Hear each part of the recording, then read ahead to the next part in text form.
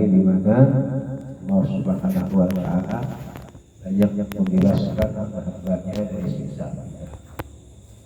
Banyak Allah Subhanahu wa Ta'ala mengangkat para kekasih-kekasihnya. Mudah-mudahan kita termasuk daripada orang-orang yang mendapatkan pengangkatan di hadapan Allah Subhanahu wa Ta'ala. Mudah-mudahan keluarga kita, orang tua kita yang telah mendahului kita dibebaskan dari siksa api neraka. Amin. Dan juga tentunya kita doakan kerabat kita yang tahun ini sudah selesai melaksanakan ibadah haji, mudah-mudahan kembali ke tanah air dalam keadaan sehat walafiat. Amin ya rabbal alamin. Hadirin jamaah yang dimuliakan oleh Allah Subhanahu wa Ta'ala, kita masih melanjutkan tentang pembahasan kita dalam kitab Minhajus Saniyah. Pada pembahasan yang lalu kita masih bahas tentang yang berkaitan dengan bagaimana seseorang betul-betul bisa menjauhi dirinya dari yang namanya hukum dunia. Di sini dikatakan wa kana Abu Abdillah al-Maghribi rahimallahu taala yaqul, bahwa Imam Abu Abdillah al-Maghribi beliau berkata, al-faqiru al-mujarradu an-dunya wa illam ya'mal syai'an min a'malil fadail afdalu min haula'il muta'abbidina wa ma'hum ad-dunya. Bahwa beliau mengatakan orang fakir al-mujarrad anid dunya, yang hatinya tidak memiliki keterkaitan, yang hatinya tidak ada ta'aluk sedikit pun terhadap dunia ini, walaupun dia beramal hanya seukuran biji sawi, amalnya sedikit, itu lebih utama ya. Bahkan dikatakan wa illam ya'mal syai'an, bahkan dia tidak beramal dari amalan-amalan yang sifatnya fadail, itu lebih utama daripada orang-orang yang ahli ibadah namun dalam hatinya masih ada rasa cinta kepada dunia. Wa ma'hum dunia. Al-fakir al-mujarrad ya. Jadi betul-betul hatinya tidak ada keterkaitan. Ya, nah ini sangat sulit. Satu kedudukan yang bisa dicapai oleh mereka-mereka yang sudah ada tingkatan zuhud, para anbiya, para sholihin. Bahkan Nabi Muhammad SAW dalam doanya beliau minta menjadikan orang fakir mati dalam keadaan fakir yang bagaimana? Al-mujarrad anid dunya, betul-betul mengosongkan. Al-mujarrad itu mengosongkan hatinya dari keterkaitan hubungan dengan dunia. Dan ini bukan satu hal yang mudah ya. Bukan suatu yang gampang diucapkan, tapi pelaksanaannya sungguh luar biasa berat. Mana ada orang susah itu ya, ngeluh dengan sekarang ya. Jadi al-mujarrad ini benar-benar nggak ada kaitannya dengan dunia. Itu walaupun orang tersebut nggak beramal, kerjanya cuma yang penting sholat 5 waktu. Kalau hal wajib itu semua wajib, mau fakir, mau kaya, semua wajib. Ini berkaitan dengan fadhail ya. Ini cuma 5 waktu doang, puasa Ramadan doang. Selebihnya nggak ngapa-ngapain, malah tidur, siang kerja kalau ada kerja, kalau enggak ya nongkrong rokok doang ya. Itu juga kalau ada yang benar-benar fakir, cuman hal yang wajib dia kerjakan, itu lebih utama, lebih afdal daripada al-muta'abbiduna, orang-orang yang ahli ibadah. Berarti kalau udah bahasa al-muta'abbiduna adalah orang-orang yang memang siangnya buat puasa, malamnya buat sholat, tapi wa ma'hum ad-dunya, tapi hatinya masih kita masih memiliki keterkaitan dengan urusan dunia. Jadi kalau kita artikan kalau kita artikan lebih ekstrim lagi, jadi orang kaya gitu, kamu mulai cukup sebenarnya. Karena bahasanya cuma dunia. Walaupun hatinya nggak ada hubungan, tapi dia kaya. Lebih afdal orang miskin, walaupun dia tidak melakukan amalan juga. Nggak pernah puasa sunnah. Kayak kemarin tuh puasa Tarwiyah, dia nggak puasa. Ya, itu lebih afdal dibanding orang yang ahli ibadah tetapi masih ada kaitan hatinya dengan dunia. Bal darratun min amalil fakir al-mujarad afdalu min al-jibali min a'mali ahli dunia. Bahkan seukuran biji sawi dari amalan orang fakir yang al-mujarad, yang hatinya tidak ada hubungan dengan dunia, itu lebih utama daripada amalan yang sebesar gunung yang dilakukan oleh ahli dunia. Nilai bobot pahalanya beda dibanding orang-orang yang cinta terhadap dunia. Wa kana Sayyidi Abul Mawahib Asy-Syadzili rahimahullah ta'ala yaqul, berkata Al-Imam As-Sayyid Abul Mawahib Asy-Syadzili rahimahullah ta'ala yaqul, al-ibadah ma'a mahabbati dunya syughulu qalbin wa ta'abbu jawarih. Bahwa beribadah namun masih diselingi, masih ada keterkaitan dalam hatinya dengan dunia, itu hanya menghasilkan lelahnya hati dan capeknya badan. Tapi nggak ada nilainya. Orang ibadah namun hatinya masih disibukkan dengan dunia, kayak kita, kalau ibadah kita ya begini, sholat tetap, kerja tetap, berarti masih menyibukkan urusan dunia, tapi kita tidak menyampaikan ibadah kita. Bahkan kita malah lebih banyak mementingkan dunia kita. Ya, porsi ibadah kita kurangi. Itu hanya akan menghasilkan lelahnya hati kita dan capeknya anggota tubuh kita. Berarti ada pahala. Cuman hati kita menjadi keras. Ya, disibukkan dengan urusan dunia, kemudian jawarih kita pun akan lelah. Wahia wa in kasrat qalilatun, dia walaupun banyak tapi bernilai sedikit. Wa innama hiya kasiratun fi wahyi sahibiha,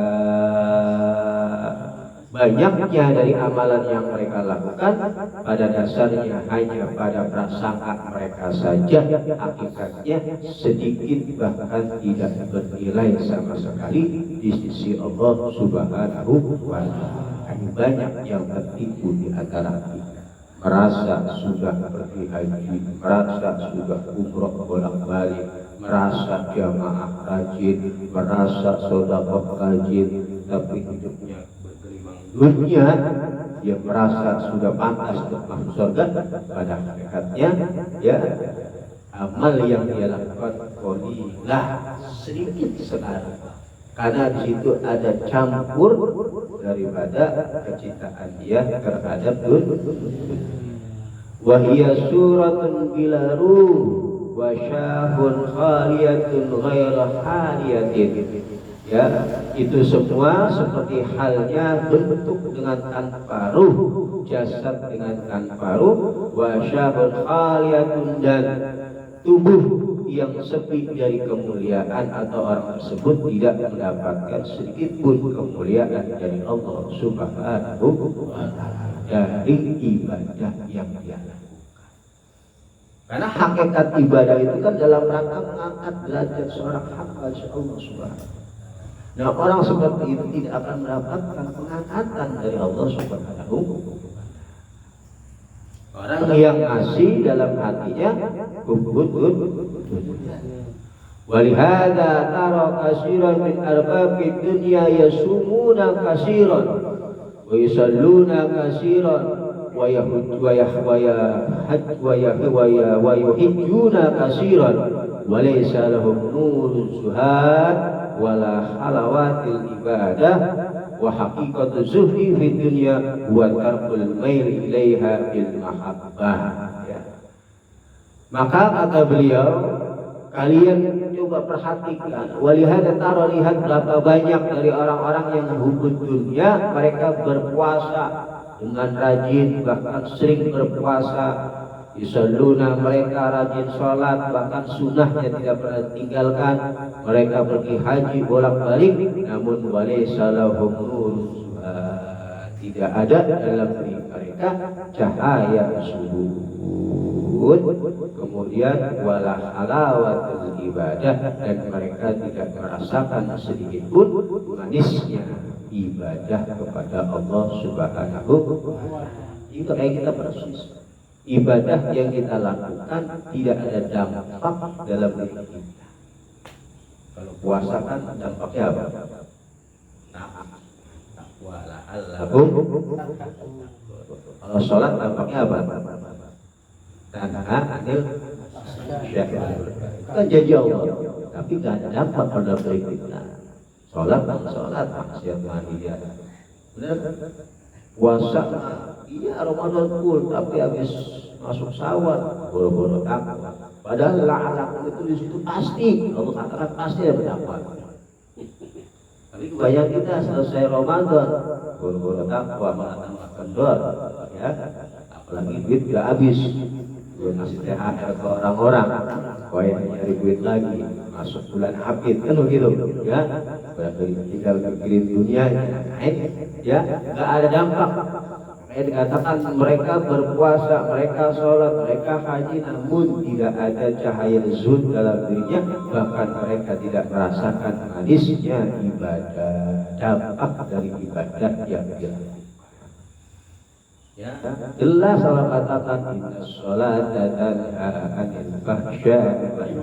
Inna sholata, sesungguhnya sholat itu tanha, bisa mencegah apa sholat anil fahsya, dari perbuatan jelek, wal munkar, dan perbuatan buruk. Al-fahsy berarti berkaitan dengan lisan. Orang yang sholatnya benar, dia akan bisa menjaga lisan. Dia akan bisa menjaga dirinya dari melakukan perbuatan. Itu janji Allah. Gak bakal bohong. La syakka fi, karena tidak ada keraguan dalam Al-Quran. Itu sudah janji Allah Subhanahu wa ta'ala. Nah, berarti kalau kita sholatnya bagaimana? Ya, puasa, sholat, namun dalam hati kita masih ada yang namanya hubudun.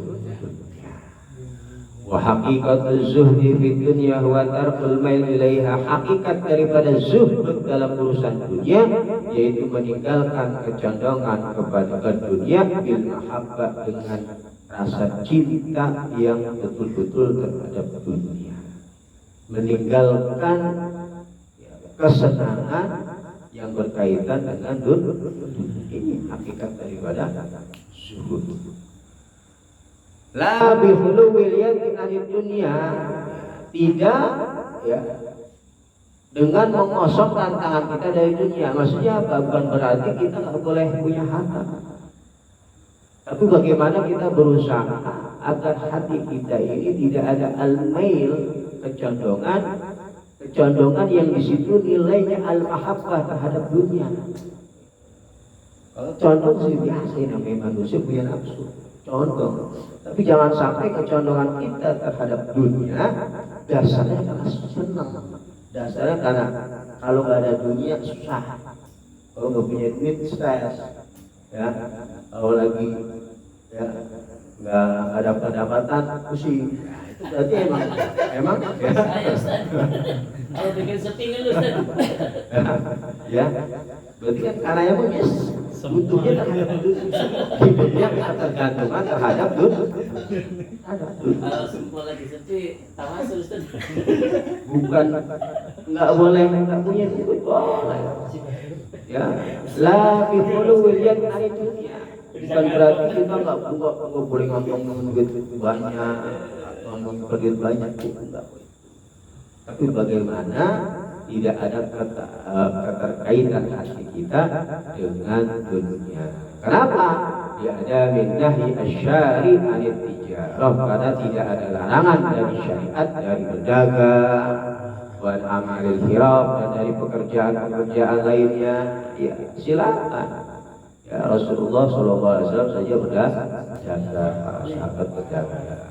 Bukan larangan dari syariat berdagang. Ya, Abdurrahman bin Auf, ya sahabat paling kaya, Utsman bin Affan, sahabat kaya, tapi hati mereka ini sedikit pun tidak ada yang namanya kecondongan kepada harta tersebut. Ini sulit, ya, memisahkan antara cinta dengan dunia dengan tidak cinta dengan dunia itu sulit. Ya, untuk membedakan anak ini sebenarnya punya harta cinta sama dunia atau enggak, ini sulit. Ya. Yang pernah saya sampaikan, coba aja kalau kita kehilangan duit 1 juta dah, nah, kalau masih kelimpungan, marah-marah, kuring-kuring sama bini, berarti masih cinta itu, ya, masih cinta. Itu ada tandanya, gak usah 1 juta, 50.000 hilang, ya di lapangan itu, jangan-jangan anak kecil yang ambil, mana dari pagi kan gitu ya, dari pagi, ya 50.000 lah, lumayan. Berapa tusuk itu 50.000 ya kan? Coba itu berapa tusuk? Ya, itu kalau mikirnya kan itu, mikirnya udah capek, kalau tusuk hilang. Nah ini berarti masih ada kaitan dengan urusan. Sabar mas. Mikirnya mah Ujian. Wa inna ma daraja jumhur sahabat wa tabi'ina ala khuluwil yad min ad-dunya litaqtadi bihimul al-mahjubuna an musyahadatil akabina. Para sahabat, ya, dan para tabi'in ini mereka memiliki karakter, ya, betul-betul mengosongkan dunia baik dalam hatinya bahkan dalam dirinya, maksudnya mereka dalam keadaan fakir. Ya, ini para sahabat al-khuluwil yad min ad-dunya. Tujuannya apa? Jadi bukan berarti sahabat itu banyak yang fakir, contohnya ahli sufah, ya, sahabat-sahabat Nabi yang memang hidupnya cuma berada di pinggiran masjid nemenin Nabi. Orang-orang gembel itu nggak punya rumah, ya. Jobnya kalau Sapril kan jobnya job tanah merah.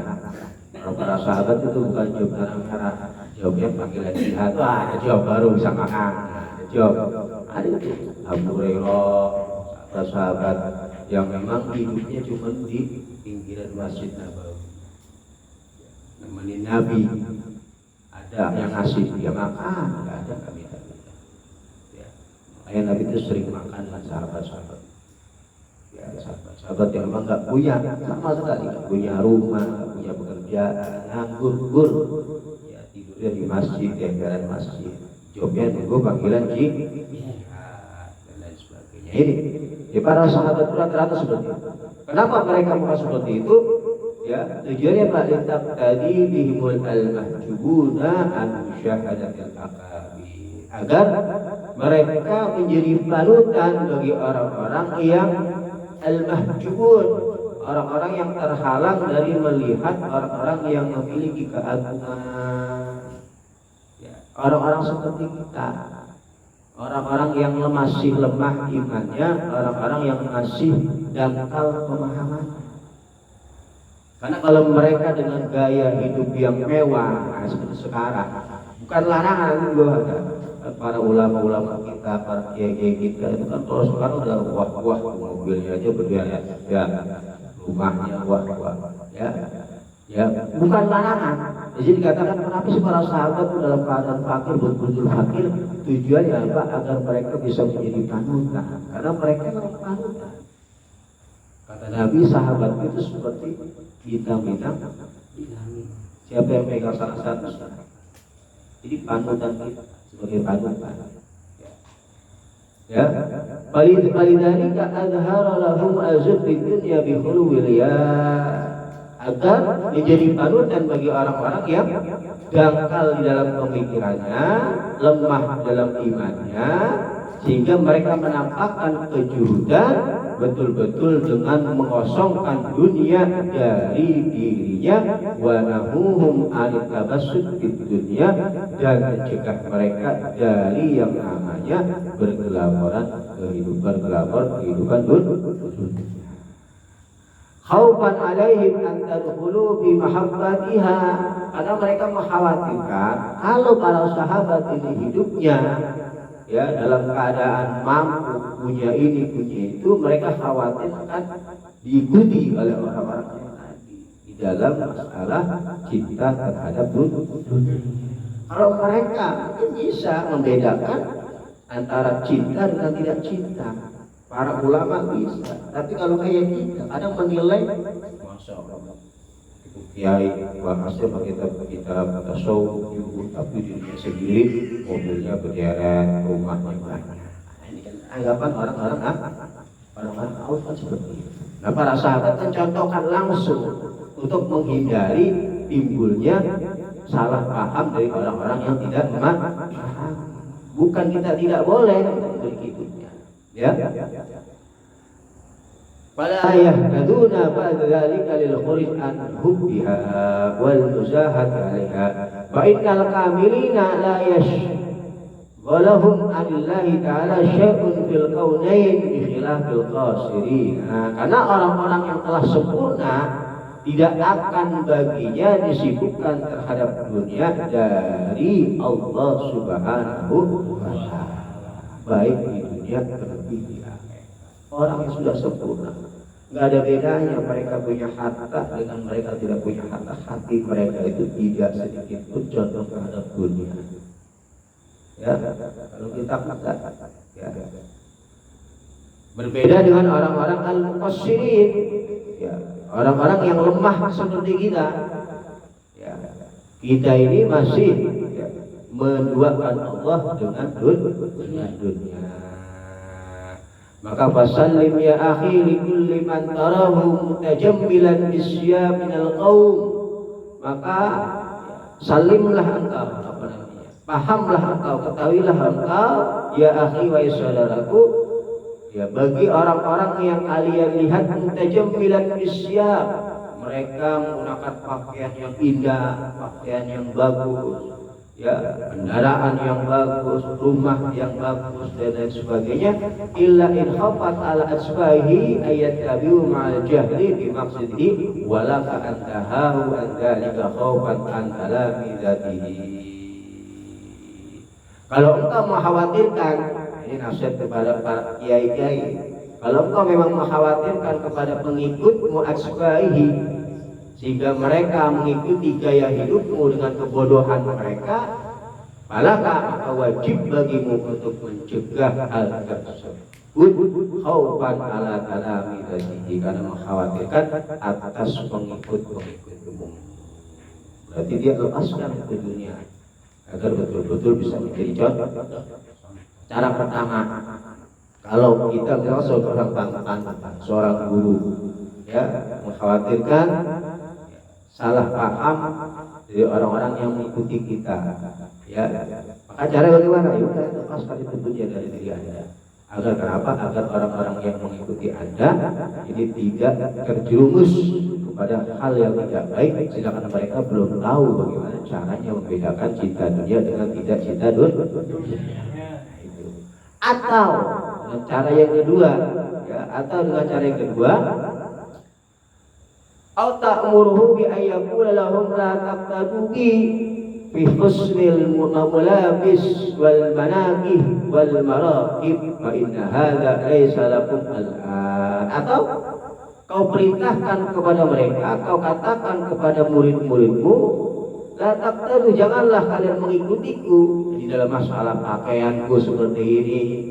Aku menikah ya lebih dari satu, aku menggunakan kendaraan mewah, punya rumah mewah, bergaya mewah. Fa inna hadza laysa lakum al-an, karena hal seperti itu kau belum tahu, kau tidak memahami tentang keadaan. Atau kita sebagai seorang mursyid, seorang kiai, seorang guru, berikan pemahaman. Anda seperti ini bukan dalam rangka seperti ini, misalkan seperti ini. Jadi ada dua cara, ya.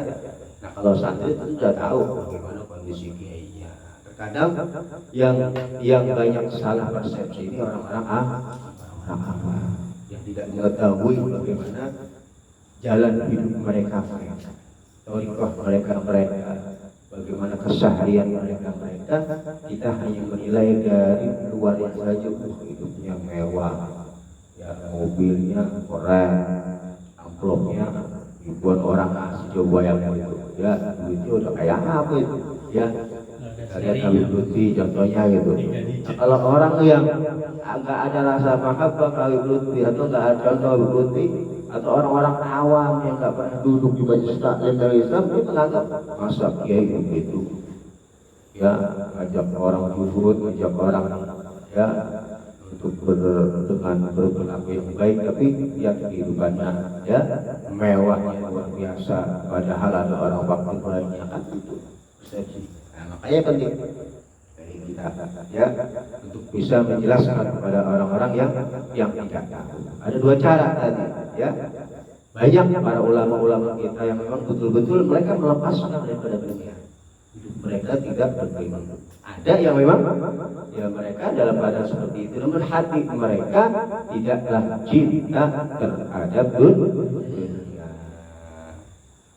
Wahada in wujida dzalika min mali halalin, itu tadi ya, Anda menggunakan pakaian mewah, kendaraan mewah, silakan kalau harta yang didapatkan dari harta yang halal. Wa illa ya inna dzalika, maka kalau itu bukan dari harta yang halal, ya wajib bagi kita mengingkarinya. Summa la yakhfa anna zahidina ma zahadu haqiqatan illa bima lam yuksim. Tidak samar lagi bagi kita, jelas bagi kita bahwa sungguhnya orang-orang yang zuhud, yaitu mereka-mereka yang zuhud secara hakikat di dalam apa-apa yang telah ditentukan oleh Allah Subhanahu wa ta'ala. Wa amma ma qusima lahum falayasi ahadil azuddir. Sedangkan dari apa yang tidak diberikan oleh Allah kepada mereka, ya bagi kita tidak ada yang namanya nilai zuhud terhadap hal tersebut. Wa inna zuhud bihi yakunu bitarkil mailihi 'adatan bihaitsu la yabkhalu bihi an mustahiqihi wa la yashghalu bihi an hubbihi fa'lam dzalika ya akhi. Yang namanya zuhud yaitu meninggalkan kecondongan terhadap dunia baik secara kebiasaan bihaitsu la yabkhalu, dengan sekiranya kita tidak bakhil dengan apa yang kita miliki dari hak-hak harta yang harus dikeluarkan. Wal yashghalu bihi, dan kita tidak disibukkan dengan harta tersebut dari mengingat Allah. Ya, versi kedua. Ya, silakan Anda punya harta, tapi juhudlah atas harta tersebut. Bagaimana caranya? Keluarkan ya hak-hak harta tersebut. Di situ ada zakatnya, di situ ada sedekahnya. Perhatikan di situ tetangga Anda yang kelaparan atau enggak, ada anak yatim atau enggak, ada orang yang butuh atau enggak, ada janda-janda tua atau enggak. Kalau di situ ada orang-orang yang membutuhkan, Anda dia wajib Anda keluarkan dari harta yang Anda miliki ya di jalan Allah Subhanahu wa ta'ala. Kemudian Anda tidak menyibukkan diri Anda terhadap dunia, tapi hanya kepada Allah. Silakan punya, itu termasuk orang zuhud. Silakan rumahnya mewah, silakan mobilnya keren, tapi perhatikan hak-hak tersebut keluar. Kewajiban dari harta yang kita miliki, kemudian hak-hak yang ada di sekitar kita, dari mulai orang tua kita, anak kita, istri kita, tetangga kita, kerabat kita, udah merasa nyaman belum dengan adanya kita, ya. Walaupun kita punya harta banyak, kalau Anda sudah seperti itu, Anda kata orang yang zuhud. Yang paling enak ya cara zuhud seperti itu, ya silakan. Tapi susah juga, ya berat, ya mengeluarkan harta itu berat, ya. Kemudian watrukil mubahati talaban litaraqqa al-maqamati al-aliyah, dan tinggalkanlah olehmu kepada hal-hal yang mubahat, hal-hal yang diperbolehkan tapi tidak bernilai pahala, juga tidak bernilai dosa. Itu kan mubah. Ya, tinggalkanlah hal-hal tersebut agar apa? Agar kita bisa mendapatkan kedudukan yang tinggi di sisi Allah Subhanahu. Jadi tidak akan Anda mendapatkan al-maqamat selama Anda masih senang dengan barangmu, ya, barangmu. Gak akan Anda diangkat derajat oleh Allah Subhanahu wa Ta'ala selama masih senang barangmu mubah, bukan barang haram, barang mubah, ya, makan pilih-pilih, nah itu kan namanya mubah, ya. Kalau makan untuk kebutuhan itu wajib. Wa qala sayyidi al-Mursafi rahimahullah ta'ala la yasihu limuridi qadamin fil irada hatta yatruka fi'lal mubahat wa yaj'ala maqama wa yaj'ala makana kulli mubahin tarakahu ma'muran syar'iyyan min mandubin aula, ya. Tidaklah sah bagi orang yang ingin menuju kepada makom yang tinggi dalam kehendaknya hatta yataraqqa, sehingga dia meninggalkan dari perbuatan-perbuatan yang mubah dan menjadikan kedudukan perbuatan mubah tersebut sesuatu yang meninggalkannya, sesuatu keharusan baginya, dia beralih kepada hal yang disunahkan atau perkara yang aula lebih utama. Cara agar kita bisa mendapatkan kedudukan di sisi Allah Subhanahu wa Ta'ala, yaitu dengan bitarkil mubahat, kemudian kita isi dengan hal-hal yang sunnah atau hal-hal yang sifatnya aula, baru nanti akan diangkat derajat oleh Allah Subhanahu wa Ta'ala. Wa yastanib al-mubah annahu manhiyun anhu karahatan tanzih, dan jauhilah dari hal-hal yang mubah seakan-akan itu sesuatu yang dilarang, ya. Jauhkanlah hal-hal yang mubah seakan-akan hal mubah tersebut adalah sesuatu yang dilarang oleh Allah Subhanahu wa Ta'ala. Jadi ada ucapan para ulama ini, hidupnya setiap harinya meninggalkan 70 bab halal. Bab halal tinggal ya, bab yang mubah nggak pernah dia lakukan. Waqad ajma'u ala anna kulli man mahilai nafsihi irtikab ar-rahsi dunal azaimi la yajiu minhu syai'un fit tariqah. Ulama bersepakat bahwa sesungguhnya setiap orang yang menjadikan dirinya selalu melakukan irtikabi rukhsah, melakukan keringanan-keringanan dunal azaim, bukan sesuatu yang penting, ya, bukan sesuatu yang agung, maka la yaji, dia tidak akan sampai sedikit pun dari thariqah yang dia lakukan, dari jalan yang dia lakukan, selama dia masih mencari hal yang ringan-ringan. Jadi kalau mau cepat naik di dalam thariqah yang kita anut, tinggalin yang mubah, lakukan yang al-irtikab minal azaim, dari hal-hal yang luar biasa. Orang sholat sunnah cuma 2 rakaat, kita 4. Orang 4 rakaat, kita 8. Itu azab, melebihi dari kebiasaan orang. Jangan nyarinya yang mudah-mudah, nggak bakal naik. Nanti mau thariqah apa juga nggak bakal. Wa qala sayyidi al-Khawas rahimahullah ta'ala ma ja'alallahu ta'ala al-mubah illa tanfisan li nabi sayyidi Adam alaihi salatu wassalam min masyaqqatit taklif. Tidaklah Allah menjadikan kepada hal yang mubah kecuali tujuan Allah menciptakan barang mubah atau memperbolehkan barang mubah, tujuannya illa tanfisan, karena untuk mencari kelonggaran, membuat kesempatan, ya, bagi Nabi Adam dan keturunannya, bagi kita min masyaqqatit taklif, dari beratnya melakukan tuntutan syariat. Istilahnya buat represi kalau ceritanya gitu. Kenapa? Hina Allah Ta'ala fi dawatihim al-malal minat taklif. Karena Allah Subhanahu wa Ta'ala menyusun diri kita, menciptakan diri kita fi dawatihim. Ini ada yang namanya sifat al-malal, apa sifat malas, sifat bosan, minat taklif dari melakukan tuntunan syariat. Oleh karena itu Allah Subhanahu wa Ta'ala memperbolehkan barang mubah. Kenapa? Karena dalam diri kita diciptakan yang namanya sifat bosan. Kadang bosan, kadang malas. Kadang ibadah lagi bosan. Oh, caranya bagaimana biar tidak bosan? Refreshing dulu, jalan-jalan atau makan-makan. Itu tujuannya. Karena dalam diri kita ada yang namanya sifat bosan.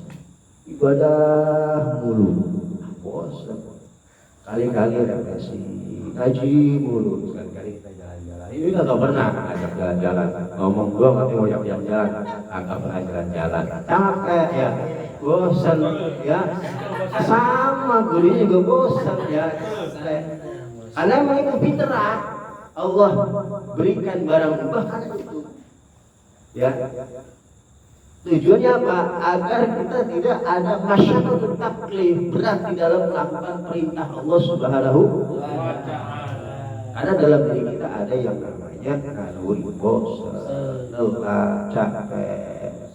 Walau anna Allah Ta'ala lam yatarakkab fi dawatim al-malal lam yashra' lahum al-mubah kama fa'al al-malaikah.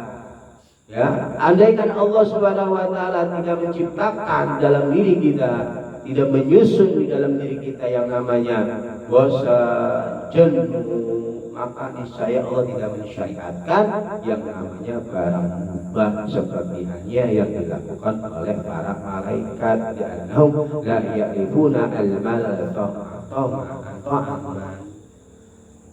Niscaya kita akan seperti para malaikat. Namanya malaikat itu dalam penciptaannya gak ada nafsu, gak ada bosan, jenuh, pengen yang baru. Malaikat enggak. Kalau kita nggak diciptakan itu, niscaya nggak akan disyariatkan yang mubah. Nggak boleh yang mubah, semuanya wajib.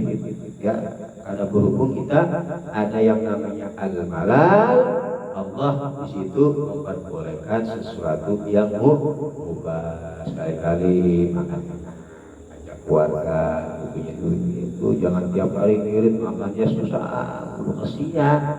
Ente rialto, tapi jangan bawa-bawa anak bini. Jadi kita yang lapar, puasa, itu sendiri jangan ikut puasa, kesian, ya. Mereka nggak sanggup, ya. Biar kita aja yang juhud misalnya, kita aja yang makannya sederhana, bini makan enak, ayo, habis sekali-sekali, ya. Untuk tidak timbul rasa bosan di dalam kehidupannya, apalagi di dalam melakukan ibadah kepada Allah Subhanahu wa Ta'ala. Ya, walam makana alqam min sya'nihim wallahu alam bissawab. Ya, mudah-mudahan sedikit pembahasan kita dan bermanfaat ya. Mudah-mudahan bermanfaat bagi kita semua, baik di dunia maupun di akhirat. Amin ya rabbal alamin. Rabbana fa'alna rabbana bi alika alladhi yanqadu fakira fakira ahlana wa qawbatina nabi dinina ma'al muslimun wa zakara wa fikra bi kulli ma tartadi qawlan wa fi'lan qurama warzuqil kulla halalan daima wa sunna wala nakhda bil khalwa wa syar. Rabbana wasli lana kulla sunna wa akhir bi kulli waqti rabbana kulla diyan dan akhirnya rasul wa ghir rasul amin. Wassalatu bainal mustafa Muhammadan wal barakatuh kitabina syifa wa ala alihi kiram surafa wa sabir sallallahu alaihi nabi udak wa ja'alna min sabirika wala tuwalina wa yang siwa wala taji'alna min khalafa aqwasa wa rasulullah wal wakil wa nasrul haula wala quwwata illa billahi al-aliyyil rabbi ya subhanallahu wa ta'ala ya salam wa rahmatullahi alhamdulillahi Assalamualaikum warahmatullahi wabarakatuh. Waalaikumsalam warahmatullahi wabarakatuh.